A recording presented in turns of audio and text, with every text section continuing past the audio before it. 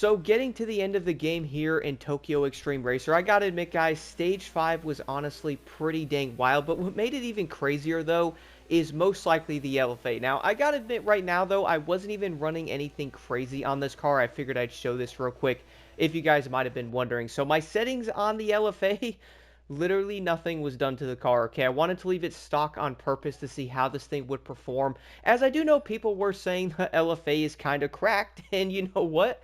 It is. It really is. Even with that being said, though, the vehicle is not even maxed out, guys, in some areas. So this is literally what I used here for my upgrades when going to the end of the game, or, in Stage 5 anyway. I use this car. I also use the Nissan GTR R35 T-Spec as well here and there, just because I did like the look of that car, which is the main reason why I bought it, as I think it's the only game with a new GTR like that. But either way, though, I don't even have the level 8 engine upgrade on this vehicle or the power unit. And on top of that, I don't have any of the body upgrades on it either. So, yeah, this would make this car even quicker. And I have a feeling if I added some of this to it, it would probably be kind of, most likely a bit ridiculous.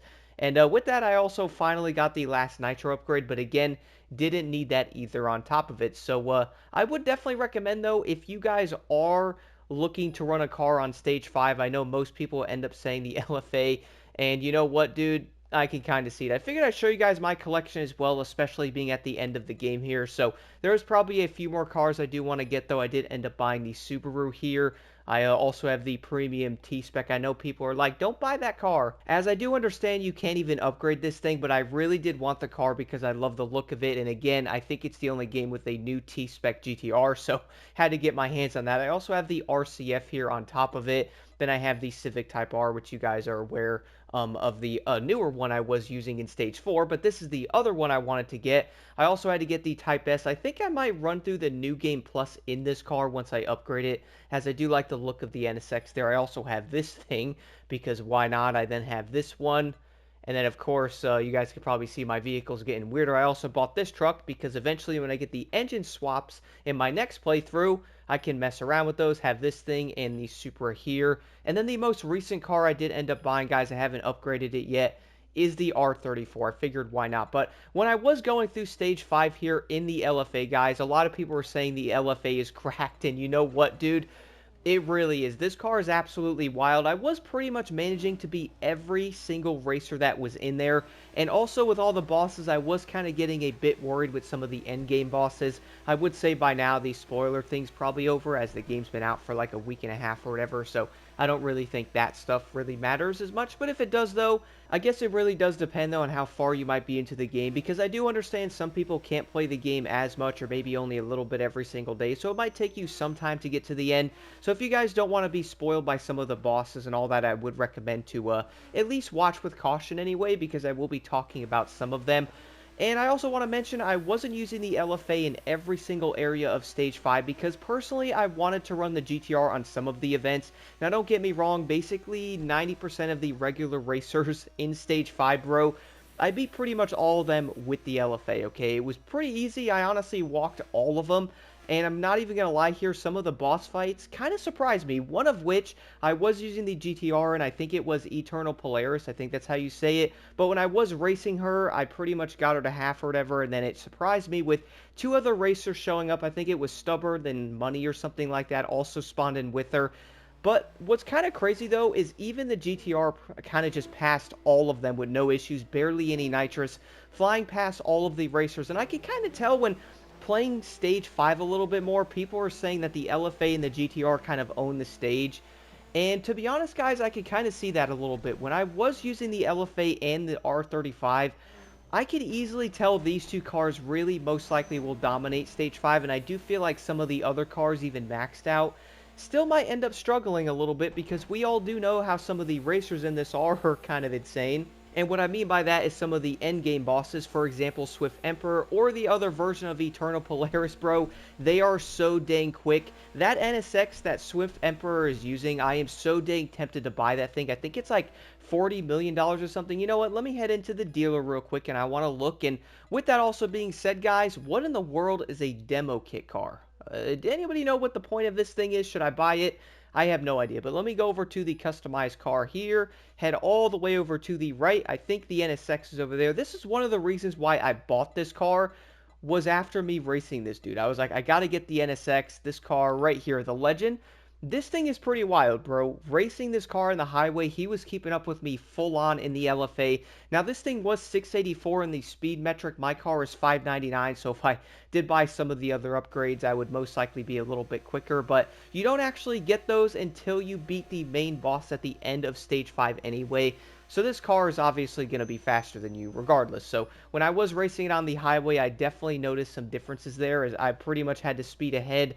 And funny part is, I did end up messing up in the LFA, by the way, guys. So I kind of crashed at the end of that race, where they also crashed a little bit, because if I crashed and they didn't, they would have been gone, bro. When you're doing 220 miles an hour, because I was maxed out in the LFA, doing 225 miles an hour, and I was barely ahead of the Swift Emperor. So I could definitely see a lot of the cars basically kind of struggling in a way, or maybe not really getting there, as some of the other racers, I guess you could say, will just smoke you either way if you are running other cars. So I kind of do wonder, do let me know in the comments, is the LFA and the R35, are these really the only cars you could use in Stage 5? During my next playthrough, I think I might end up trying some other cars that are built like the R34, the NSX, and see if I can beat most of the bosses in those and not run something like the LFA. Don't get me wrong, the LFA is so dang fun, man, but I can definitely tell, bro, this car is so dang fast. I was pretty much walking the regular racers in this thing,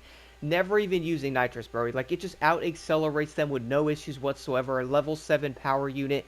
I don't even have the body upgrade on it, okay? If that was on there, I'd be even quicker, and it would probably make your overall speed a little bit faster as well, because, you know, it makes the car lighter and stuff like that. I wasn't even running that, and I was still passing basically everybody. Even on most of the racers, by the way, like Eternal Polaris and some of them, I was still passing those racers, guys, and I didn't really have to use nitrous. Now, some of them used it in the beginning, and I kind of had no choice, but my goodness, I was just amazed going against the final bosses in the game, like Swift Emperor, Eternal Polaris, and some of these other bosses. I'm like, all right, well, these will probably be very hard, and don't get me wrong, some of them are pretty difficult, dude. For one, I was kind of struggling in some of the corners. I was using the GTR. I can't tune it, so that's probably part of the reason.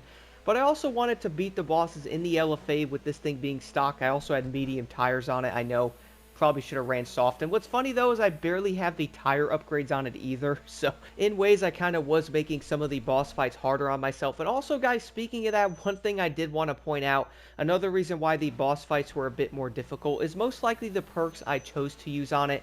Some of them weren't even maxed out. I will show you this here quick in the menu. So, I was running the nitrous one here, which, you know, reduces your consumption. Then I was also running the center of attention, so you get like a little piece of their health going down quicker with different attacks. Then the final one, the SP gauge, is increased by 30. If I was running the build that I was using during the entire grinding session I was doing, bro, where, let me see, it's this one, the increased damage, and also the attack power increases by 20% for the first 30 seconds. If you were to use this, you'd probably beat the bosses even quicker if you were running the LFA. But to be honest, I kind of wanted to have a type of race. You know what I'm saying? I know that might sound kind of dumb, because people are like, yo, dude, you got the perks, just use them. And you know what? They are there if you want to use them, but I kind of wanted the races to be a little bit longer, like a mild battle to them. And I was feeling that a little bit when turning down my perks, or just putting on perks that probably made no sense whatsoever. Now, if you were speed running the game, or you were trying to get through the bosses as quickly as possible, then yeah, bro, throw on those perks and all that, and you'd probably be good to go. But I can definitely confidently say people were saying that the LFA is absolutely insane in Stage 5, bro.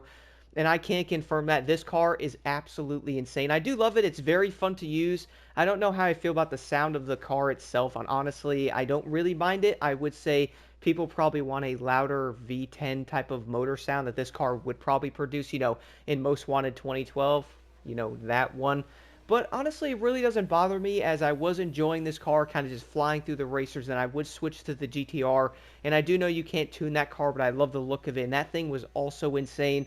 And I can kind of see why people most likely probably would just use the LFA or the R35 through the entire game. But to be real, I might end up mixing it up and using like the NSX or the R34, maybe the Type R as well, and really just mixing it up in my next playthrough. Because guys, I understand that the LFA and stuff is amazing, but I really don't know why I'm like this, but I kind of prefer not to use some of the best vehicles, or even if I'm playing Battlefield or those games, or, any of those, I try to avoid the best weapons or the best vehicles and use other stuff to see if they're also capable of doing it. Will you be the fastest or the best with it? Probably not, but at least they are usable and doable to, mix up the overall variety in the game itself. Because if you keep using the exact same car just because it's so dang good, or, the quote-unquote meta thing we have in, like, Motorfest or Forza or Need for Speed, if you keep using the best car and everything, you most likely will make the game boring for yourself, man. And I think it's not really worth doing that, as you can run other vehicles and still have a lot of fun, even though you might not be the quickest. It would still be fun. Do let me know what y'all think about Stage 5 and your overall thoughts on the end of the game as well. I am about to go into the next playthrough here and, experiment and try some things. I might buy some stuff and see what I need to do before I do so, because I don't exactly know what changes in New Game Plus. I think you keep, obviously, your money in cars. I don't know if you lose the perks or how any of that stuff works, but we will find out soon enough.